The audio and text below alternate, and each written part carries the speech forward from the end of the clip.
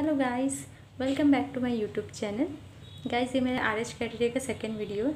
मैंने इससे पहले वीडियो में आरएच क्राइटेरिया और उसके सिग्निफिकेंस के बारे में बताया था, और इस वीडियो में मैं आपको कुछ पॉइंट्स के बारे में बताऊंगी जो कि आपके न्यूमेरिकल अप्रोच में हेल्प करेंगे। तो सबसे पहले पॉइंट्स के बारे में देखते हैं। गाइस, अगर आपको कोई सिस्टम गिवन है और उसकी जो कैरेक्टरिस्टिक इक्वेशन है, अगर वो फर्स्ट ऑर्डर और सेकेंड ऑर्डर के लो, उसके लिए मैंने पॉइंट्स लिखे हैं। If all the coefficient of first order and second order polynomial are either positive or same sign, then both the roots of the polynomial have negative real part or does not have any positive real part.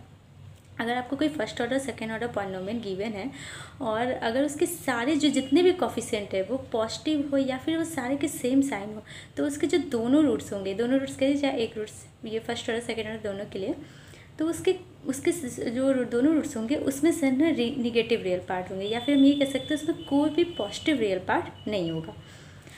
If second points के बारे में देखते हैं। If all the coefficient of first order and second order polynomial are different sign, लेकिन अगर उसमें एक भी साइन आपका सारे साइन सेम नहीं है, एक भी साइन डिफरेंट हो जाता है, then at least one roots must contain positive real part.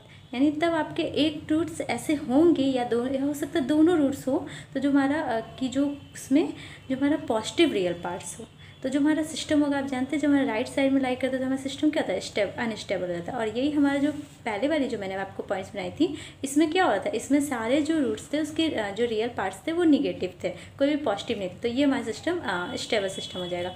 मैंने आपको यहाँ पे एग्जांपल्स भी लिए हैं, आप यहाँ पे देख सकते हैं। जैसे कि मैंने पहला एग्जांपल लिए, ये मेरा एक सेकेंड ऑर्डर कैरेक्टरिस्टिक इक्वेशन अगर आप गिवन है किसी भी सिस्टम का, तो आप यहाँ पे देख सकते हैं इसके जो सारे कोफिशिएंट के जो साइन है वो पॉजिटिव साइन है, सेम साइन है, ठीक है। तो जब आप इसके गाइड्स, आप इसके रूट्स निकालेंगे तो आप ये देखेंगे कि जो आप एस्प्लेन में इसको ड्रॉ करेंगे तो आपका देखेंगे ये आपका लेफ्ट हैंड साइड में लाई कर रहा है। तो हम यहाँ कह सकते हैं जो हमारा सिस्टम है ये हमारा स्टेबल सिस्टम है।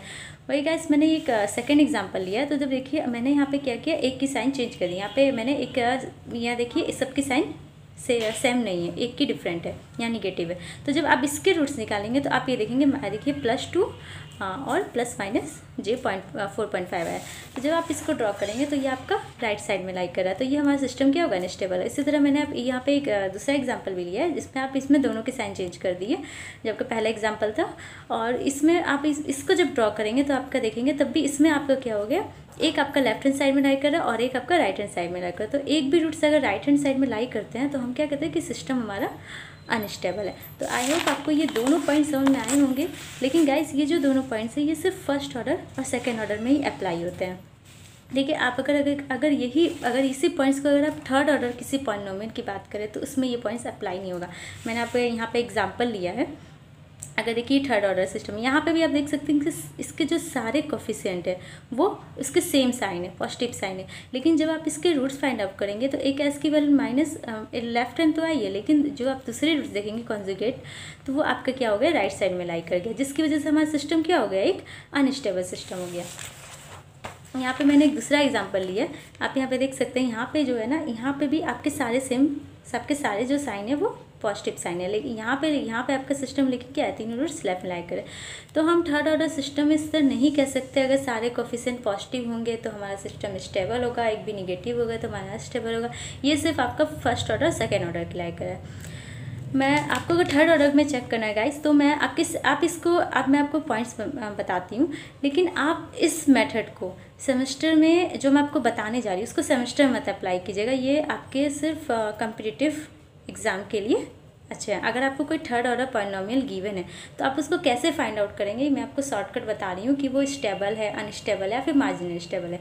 देखिए, अगर आपको कोई ये आपका, आप इसको इंपॉर्टेंट कॉन्सेप्ट में नोट कर सकते हैं कि जो आपका अगर कोई है ना थर्ड ऑर्डर अगर पॉलिनोमियल गिवन है, कोई भी कैरेक्टरिस्टिक इक्वेशन गिवन है जिसके थर्ड ऑर्डर है, तो आप उसका क्या कीजिए, एक इंटरनल प्रोडक्ट, यानी इंटरनल प्रोडक्ट हम इसको कहेंगे जो आपका इसकी एस की स्क्वायर की जो कोफिशिएंट है और एस की जो कोफिशिएंट, दोनों को मल्टीप्लाई कर दीजिए, और आपका एक्सटर्नल प्रोडक्ट एस की और ये S0 दोनों के कोफिशिएंट को मल्टीप्लाई कर दीजिए। तो आपका ये हो जाता है इंटरनल प्रोडक्ट, ये हो जाता है एक्सटर्नल प्रोडक्ट। जब भी आपका इंटरनल प्रोडक्ट एक्सटर्नल प्रोडक्ट से ग्रेटर होता है तो हमारा जो सिस्टम होता है वो स्टेबल सिस्टम होता है। और अब ये सेकंड एग्जांपल लीजिए, जब हमारा इंटरनल प्रोडक्ट होगा, इसमें क्या होगा, हमारा इंटरनल प्रोडक्ट एक्सटर्नल प्रोडक्ट से कम हो गया, तो हमारा जो सिस्टम क्या होगा, वही अनस्टेबल सिस्टम हो गया। वही आपका जब इंटरनल प्रोडक्ट एक्सटर्नल प्रोडक्ट के इक्वल हो जाता है, तब जो हमारा सिस्टम होता है वो मार्जिन स्टेबल होता है। लेकिन गाइस ये कॉन्सेप्ट सिर्फ अब वैलिड है third order basic Hurwitz polynomial. Basic Hurwitz polynomial हम उसे कहते हैं जिसमें हमारी एस की कोई भी पावर जो होती है मिसिंग नहीं होती है,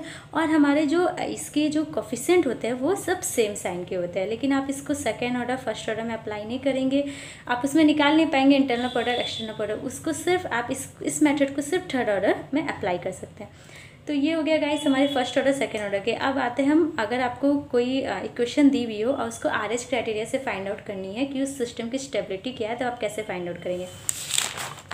गाइस तो मैंने यहाँ पे एक थर्ड ऑर्डर इक्वेशन ली है।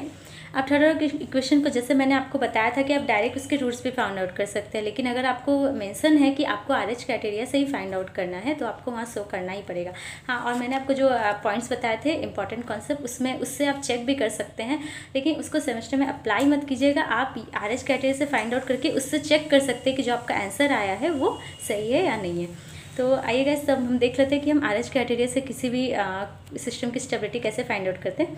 तो अगर आपको ये कोई कैरेक्टरिस्टिक इक्वेशन गिवन है तो गाइस इसमें ले आप सबसे पहले क्या कीजिए, आप यहाँ पे जो लाइन से क्या कीजिए, कॉलम में S की जो जितनी पावर है वो डिक्रीजिंग ऑर्डर में लिख लीजिए, S की पावर 3 Q 1। लेकिन गाइस आप जब भी RH क्राइटेरिया फाइंड आउट करें तो आपको एक चीज़ का ध्यान रखना जरूरी है कि आपका जो कोई भी यहाँ पे S की पावर मिसिंग नहीं होनी चाहिए।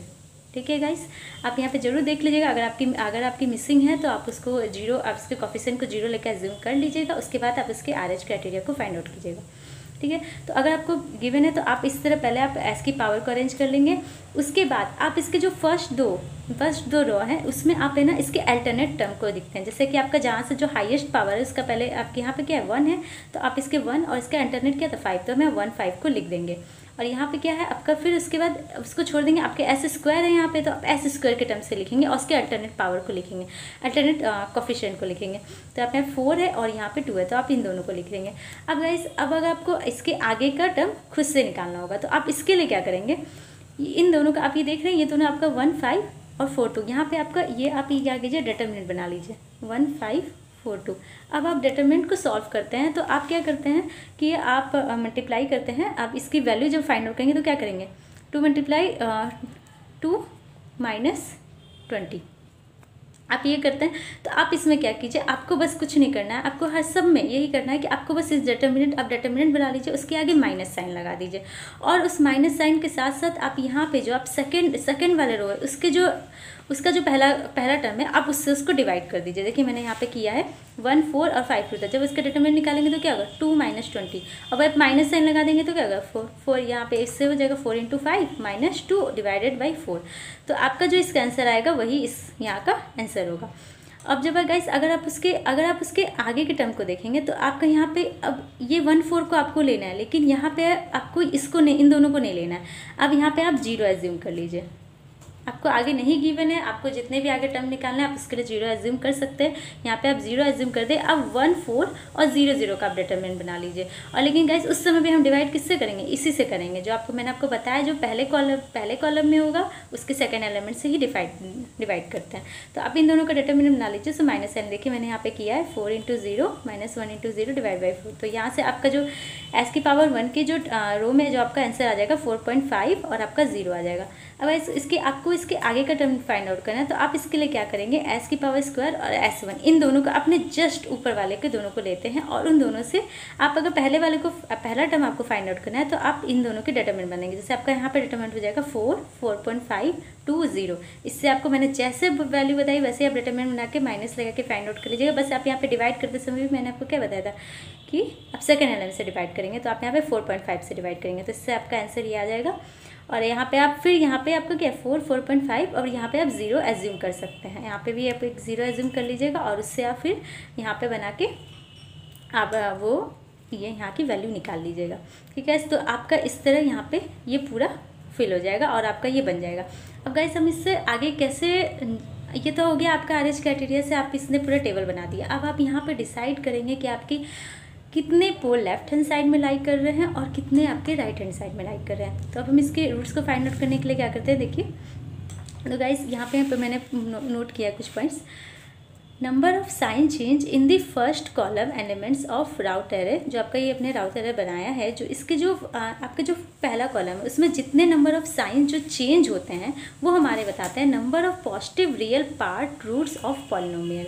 हमारा जो रूट्स है उसमें पॉजिटिव रियल पार्ट्स कितने होंगे वही हमारे बताएंगे। जैसे कि आप यहाँ से देख सकते हैं कि जब हम s की पावर 3 से जब मैं s की पावर 2 पे गए तो यहाँ पे 1 से 4 कोई साइन चेंज नहीं हुआ। फिर जब आप इधर गए तो 4 से 4.5, तो यानी वहाँ पे भी आपका कोई साइन चेंज नहीं हुआ। 4.5 से 2 तो आपका कोई साइन चेंज नहीं हुआ। तो यानी हम यहाँ कह सकते हैं कि जो हमारा राइट हैंड पोल जो होगा वो क्या होगा, 0 होगा। यानी इसके कोई भी ऐसा कोई रूट्स नहीं होगा जो इसके राइट साइड में लाई कर रहा होगा। और लेफ्ट हैंड पोल क्या होगा, किसके, क्योंकि टोटल रूट्स इसके कितने हैं, 3 है। तो यानी आपके जो राइट हैंड साइड में नहीं रूट्स है तो आपके कहाँ होंगे, लेफ्ट हैंड साइड में होंगे। तो आपके जो लेफ्ट हैंड साइड रूट्स होंगे वो आपके कितने होंगे, 3 होंगे। और जो आपके इमेजिनरी पोल होंगे वो आपके 0 होंगे। इमेजिनरी पोल के बारे में आपको आगे बताऊंगी, लेकिन अभी यहाँ पे आप जान लीजिए, अभी यहाँ पे कोई इमेजिनरी पोल लाई नहीं कर रहा है। ठीक है गाइस, तो मैं अपने नेक्स्ट वीडियो में आपको और भी क्वेश्चंस बताऊंगी, कैसे कैसे क्वेश्चन फॉर्म हो सकते हैं, और भी इस पर नए नए कॉन्सेप्ट बताऊंगी। गाइस, अगर आपको मेरा वीडियो अच्छा लगे तो प्लीज़ इसे लाइक, शेयर एंड सब्सक्राइब जरूर कीजिए।